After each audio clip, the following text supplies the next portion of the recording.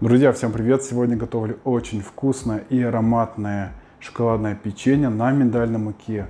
Это кето-печенье, которое не содержит глютен и понравится всем любителям, любят шоколадную выпечку и все, что связано с шоколадом. Оно очень ароматное, просто великолепное печенье. Давайте готовить.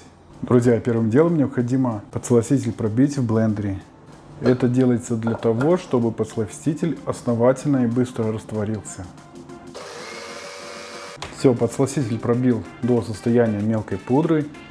Если у вас нет блендера, пробить подсластитель можно также в обычной кофемолке. В сметану всыпаю весь подсластитель и перемешиваю, чтобы сладкая пудра основательно растворилась в сметане. Друзья, если вы не пробиваете подсластитель, он у вас в любом случае растворится, просто он будет чуть дольше растворяться в сметане. 20-30 секунд и мой подсластитель вмешался в сметану. В емкость с миндальной мукой добавляю весь какао-порошок и соду. Перемешиваю ручным венчиком. Друзья, миндальная мука у меня экстра помола, производственная. Я сам ее не изготавливаю. Если вы знаете производителя, который изготавливает качественную миндальную муку, лучше покупайте, потому что способ получения миндальной муки очень специфичный. В сухую смесь вливаю сметану сладкую, добавляю одно яичко. Все, яичко добавил. Перемешиваем ингредиенты ручным венчиком.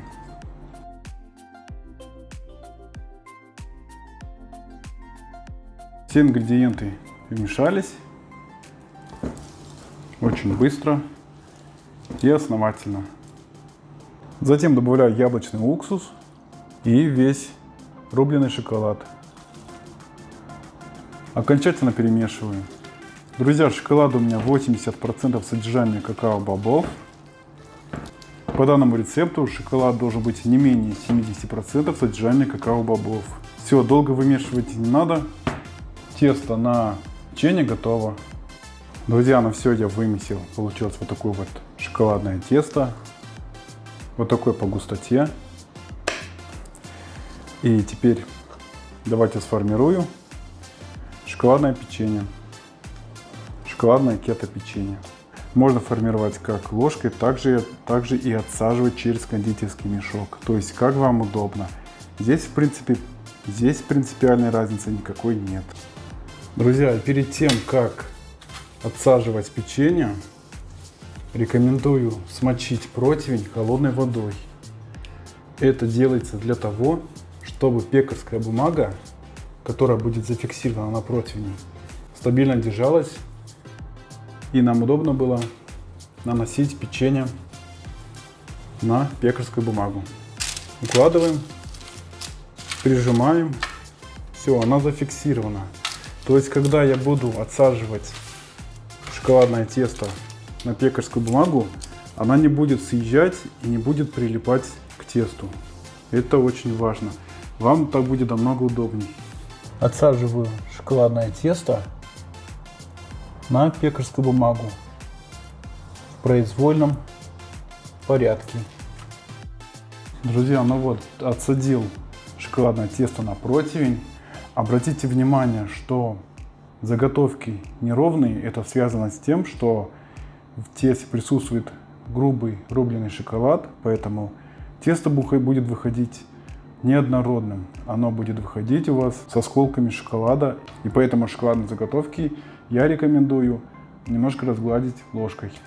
Вот у меня ложкой немножко смачиваю в воде и вот так это разглаживаю.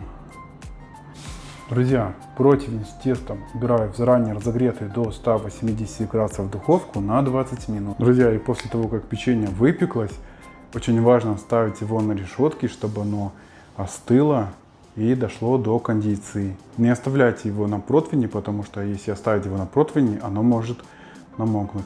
Обязательно на решетке вот так вот. И как оно остынет, можно подавать к чаю. Друзья, печенье готовы, они Очень ароматный, и сейчас скажу, какие по вкусу они получились. Печенье получается вот такое, с трещинками. Если хранить его в холодильнике, оно будет более мягкое. Если оставить его на столе, оно будет у вас более хрустящее. Очень вкусное, яркий такой вкус шоколада, такое текстурное прям.